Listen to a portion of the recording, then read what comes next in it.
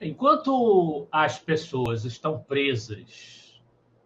com sentenças, eu gosto sempre de usar essa palavra porque ela expressa bem a dimensão do problema, sentenças draconianas, longos anos de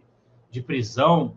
e multas completamente absurdas, inscrevendo as pessoas em tipos penais completamente arbitrários, inventando que atentaram contra o Estado de Direito, quando, na verdade, o máximo crime que foi cometido em 8 de janeiro foi o crime de vandalismo, pelo qual as pessoas condenadas já deveriam ter sido soltas há muito tempo, enfim. Enquanto esta situação não for zerada, enquanto essas pessoas não estiverem livres destas punições abjetas,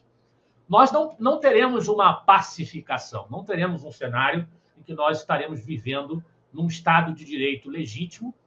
além do que também precisa ser atacada a atuação dos órgãos judiciários em relação à liberdade de expressão. A exemplo da decisão também abjeta relativamente ao artigo 19 do Marco Civil da Internet, aumentando ali o poder de pressão, de cerceamento de conteúdos. Até durante a eleição você teve cerceamento de conteúdos, a gente ressaltou isso aqui várias vezes, e há uma iminência de eleições em 2026 e que este risco permanece. A gente não sabe qual vai ser o nível de intervenção do nosso judiciário, do nosso famigerado TSE, sobre o tipo de discurso que pode circular durante o processo eleitoral, que é o momento democrático por excelência. Aí está aparecendo na tela uma notícia da Revista Oeste, do Hugo Mota, falando exatamente que não vê ambiente para anistia ampla, geral e restrita, e que não vai ceder à chantagem de pautar a proposta. Ele chama a pressão das correntes de opinião da sociedade que desejam defender os direitos individuais de chantagem. Ele chama isso de chantagem. Chantagem, na minha opinião, é a manutenção do sistema não pautar até agora, não entendo também por que ele ainda não avançou nisso, a questão do foro privilegiado, que você tem parlamentares intimidados, parlamentares que receiam simplesmente abrir a boca, porque sabem que serão julgados pelos ministros do Supremo, e que a cabeça deles estará a prêmio se eles se manifestarem. Isso não é também uma forma de chantagem que o nosso aparato institucional hoje legitima, lamentavelmente, que o Legislativo teria o condão de retificar e não retifica? E o mesmo Hugo Mota, que se jacta de ter um grande compromisso com os valores republicanos, com a manutenção dos valores republicanos, mas não há valores republicanos no comportamento do nosso judiciário hoje. É bom que se diga. Mas eu queria observar mais atentamente o artigo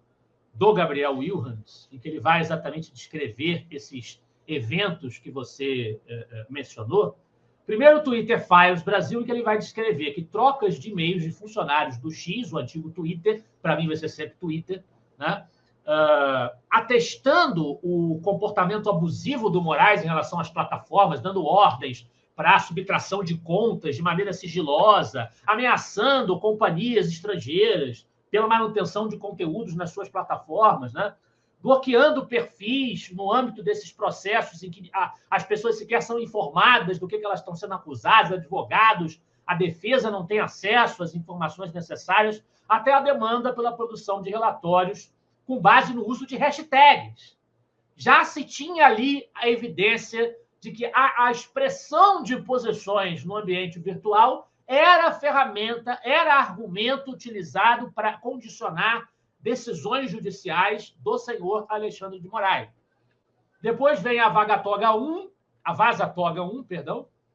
da Folha de São Paulo, que você mencionou bem que a imprensa não publicou mais. Por que será? Será que a gente pode falar que vive um ambiente de liberdade de expressão quando a imprensa não tem coragem de dar seguimento às publicações de denúncias importantes como essa, né? Aí a Folha de São Paulo publicou uma série de reportagens demonstrando um esquema que o próprio Moraes montou no TSE, quando ele ocupava a presidência do TSE, para produzir relatórios irregulares que foram usados para a tomada de medidas judiciais contra bolsonaristas no famigerado inquérito infinito das fake news, né? É um print do juiz auxiliar Ayrton Vieira para o então chefe da Assessoria Especial de Enfrentamento à Desinformação.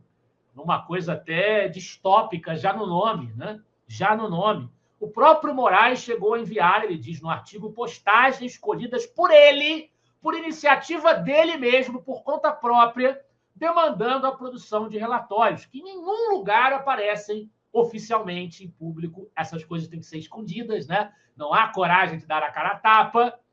de se submeter ao escrutínio público.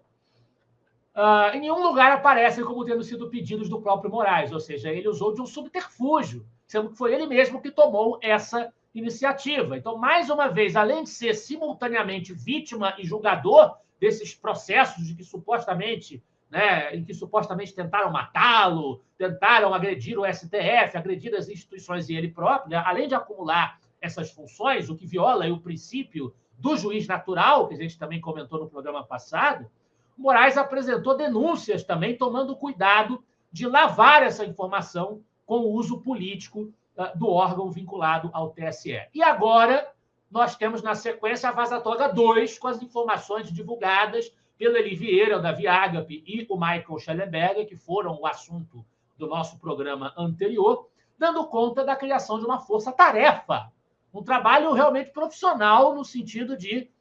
uma unidade de inteligência, como define o Gabriel no artigo dele, usando a estrutura, novamente, do TSE, né, bem como funcionários do próprio STF, misturando as estações, para investigar os alvos do 8 de janeiro, com direito a um caso muito emblemático, né, que o Gabriel cita no mesmo artigo, em que ele fala que um vendedor ambulante, né, Ademir Domingos Pinto da Silva, que não participou dos atos de depredação do dia 8, chegando à capital já de noite, ele recebeu uma certidão do Alexandre de Moraes dando conta de que opiniões são tratadas ali como violência, de que criticar o STF ou o PT pode ser prova de que você tomou parte numa tentativa de golpe de Estado. Então, enquanto nós continuarmos nessa situação e isso não tiver freio, a gente não pode falar em uma democracia autêntica, a gente não pode falar em um ambiente de liberdade de expressão.